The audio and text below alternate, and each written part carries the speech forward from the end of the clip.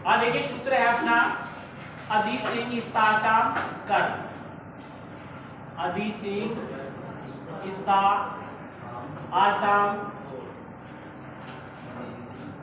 कर।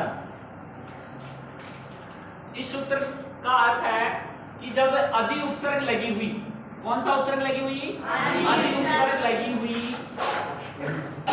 तीन धातुएं हों। कौन कौन सी धातु? सिंह धातु, स्ता धातु और आस धातु। ये धातुएं हों तो इन धातुओं का प्रयोग करने पर वाक्य का जो आधार होता है उस आधार की भी क्रम संज्ञा हो जाती है। आधार की कौन सी संज्ञा हो जाएगी? क्रम संज्ञा।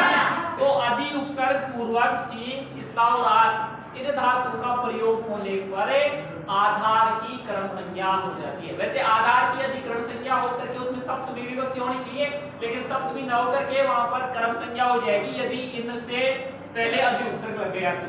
कौन सा उपसर्ग लग गया? तो अधि उपसर्ग। जैसे अपने अभी पहला उदाहरण पढ़ा, सुरेश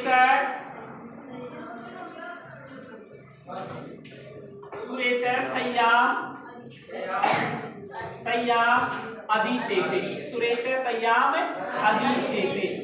तो इसका अर्थ है सुरेश खाट पर सोता है। सुरेश कहां सोता है? खाट पर। अब खाट पर वैसे कारक चिन्ह के हिसाब से यह अधिकरण है। क्या है? अधिकरण है और इसमें सप्तमी विभक्ति होनी चाहिए, लेकिन सिंह धातु से पहले अधि उपसर्ग लग गया, इसलिए यहाँ पर अधि सिंह स्तासाम अपने इस सूत्र से इस आधार की भी क्रम संज्ञा हो जाएगी। परीक्षा में प्रश्न आ सकता है कि अधि सिंह स्तासाम कर्म इस सूत्र से किसकी क्रम संज्ञा होती है? अभी तो नहीं आ सकता, आगे जब आगे वाली कंपटीशन की एग्जाम या 12th में इनमें जाओगे ना तो पूछ सकते हैं कि अधि सिंह स्तासाम कर्म से किसकी क्रम संज्ञा होता है। तो किसकी होती है क्रम संज्ञा? आधार की। किसकी होती है? आधार की। खाट पर सोता है, खाट आधार थे ना, यहाँ पे खाट पर सोता है तो खाट आधार हो गई ना, औपश्लेषिक आधार हो गया, तो उसकी क्रम संज्ञा यहाँ पे हो गई। और क्रम संज्ञा होते ही कर्मणि द्वितीय सूत्र से कौन सी विभक्ति हो गई? द्वितीय विभक्ति। ठीक है, ये पहला उदाहरण हो गया अपना। फिर दूसरा उदाहरण है अध्यापक है आसंदिकाम तिष्ठति, अध्यापक कुर्सी पर बैठता है। दूसरा उदाहरण है अपना अध्यापक है आसंदिकाम, देखो इस धातु के रूप चार लकारों में इसका को तिष्ठ आदेश हो जाता है ना भविष्य काल को छोड़ करके, तो अधितिष्ठति क्या रूप बनेगा? अधितिष्ठति। अध्यापक है आसंदिकाम अधितिष्ठति, तो यहाँ पर द्वितीय विभक्ति किसमें हो रही है? आसंदिकाम। तो यहाँ पर इस धातु से पहले अधि उपसर्ग लग गया ना, तो वैसे जैसे अपन इसका अर्थ निकालेंगे अध्यापक कुर्सी पर बैठता है, अध्यापक कुर्सी पर बैठता है, तो कुर्सी पर बैठता है तो कुर्सी आधार हो गई ना, लेकिन आधार में सप्तमी न होकर के यहाँ पर द्वितीय विभक्ति हो गई, क्योंकि अधि सिंह स्तासाम कर्म सूत्र ये कहता है कि इस धातु से पहले अधि उपसर्ग आ जाता है तो उसके आधार की कर्म संज्ञा हो जाएगी। तो फिर वहां सप्तमी विभक्ति न होकर के कौन सी विभक्ति हो जाएगी? तो यहाँ पर यदि सप्तमी विभक्ति होती तो बनता आसंदिकायाम। क्या बनता? जैसे रमा से रमायाम, तो आसंदिका से आसंदिकायाम बनता, लेकिन आसंदिकायाम में बन करके क्या बना? आसंदिकायाम। तो अब जैसे परीक्षा में आता है रेखांकित शब्द आ जाएगा, ये आपको विभक्ति बराबर कौन सी बतानी है? द्वितीया। विभक्ति बराबर द्वितीया।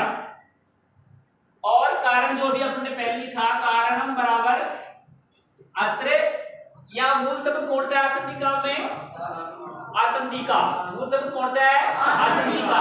तो अत्र आसंदिका शब्दस्य अधिपूर्वक स्था धातो योगे अधि सिंह स्तासाम कर्म इति सूत्रेण कर्म संज्ञा भवति तथा कर्मणि द्वितीया इति सूत्रेण द्वितीय विभक्ति होती। अभी जो पहले लिखा है तो उसमें केवल आपको जहां पर सही ऐसा बता वहां पर आसंदिका शब्द करना है। ठीक है, इतना सा परिवर्तन है।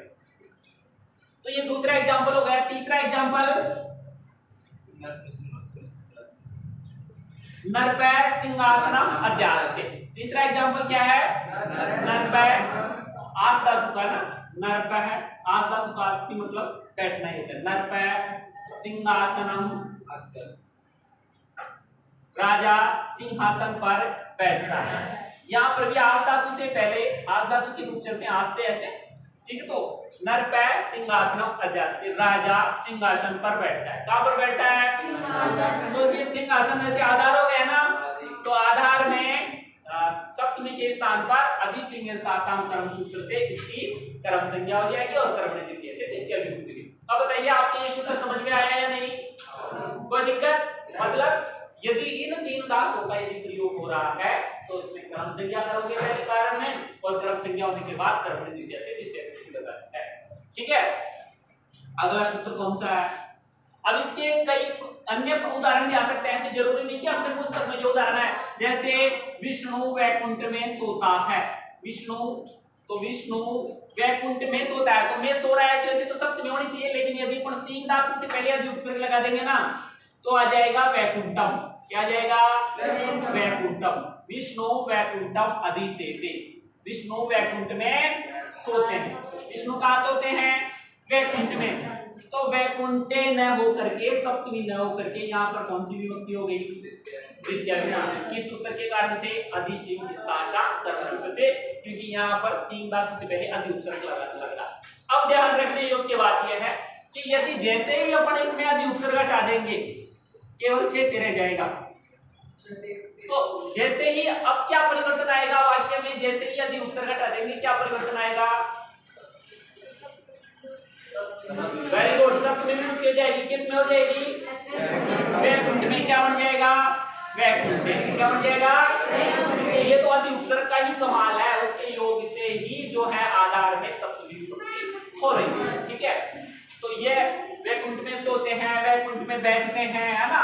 कोई सा भी ऐसा उदाहरण आता है जिनमें ये उपसर्ग जुड़ा हुआ आता है तो वहां पर हो जाएगी कर्म संज्ञा होकर के उसमें द्वितीय विभक्ति हो जाएगी।